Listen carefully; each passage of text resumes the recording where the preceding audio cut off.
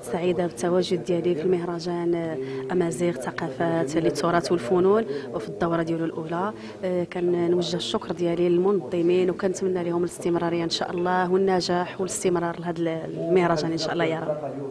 بالنسبة للجديد أنا كنوجد واحد العمل ولا ديجا أنني ساليته، سجلته هنا في مدينة أكادير، ستيل جديد واللي كيعشقوه المغاربة بزاف بزاف بزاف، وأنا متأكدة أنه غادي ينال إعجاب الجمهور المغربي بشكل كبير.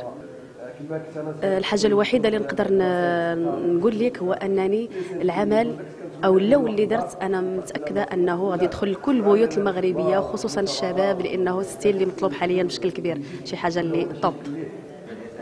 أنا ما هضرتش على أي واحد كيقول فنان، أنا هضرت على العالمية. كنت كنشاهد في الدار ديالي هكا جالسه كنشوف الافتتاح ديال موسم الرياض، وكانوا نعيطوا فيه على نجوم عالميين من عالم الفن عالم الرياضه، يعني وكانوا حتى فنانين عرب نجوم عرب.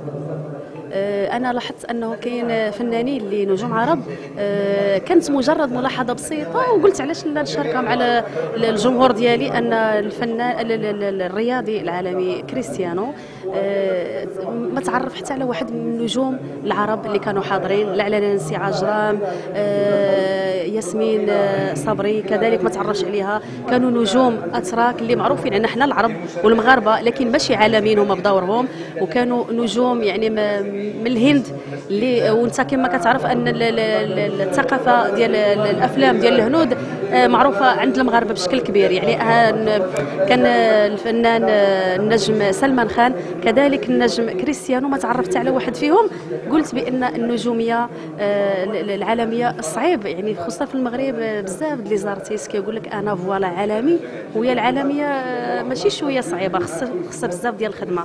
احنا لا حققنا غير نجوميه يعني عربيه كنقولوا الحمد لله. يعني بغيت نوصل الفكره ان خصنا نفرقوا بين النجم المحلي والنجم الوطني والنجم العالمي.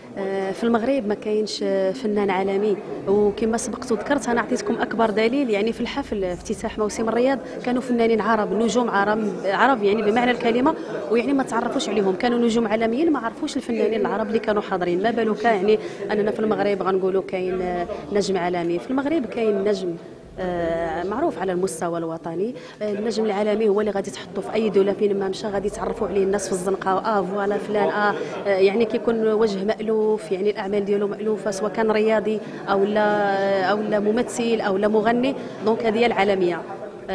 نقدر يكون عندنا اصدقاء من عالم الفن يعني عالميين، لكن هذا ما كيعنيش انا عندي صاحبي يعني عالمي ولا صديقتي في المجال ديال الفن او التمثيل عالميه دونك انا عالميه. هذا هو اللي نقدر نوصل لك.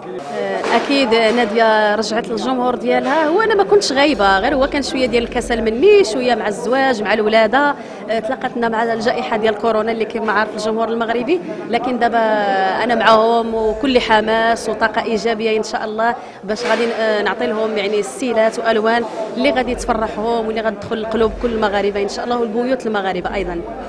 كلمه لجوهره المغرب كنقول للجمهور المغربي ان ناديه كتوعدكم بالعالميه ان شاء الله.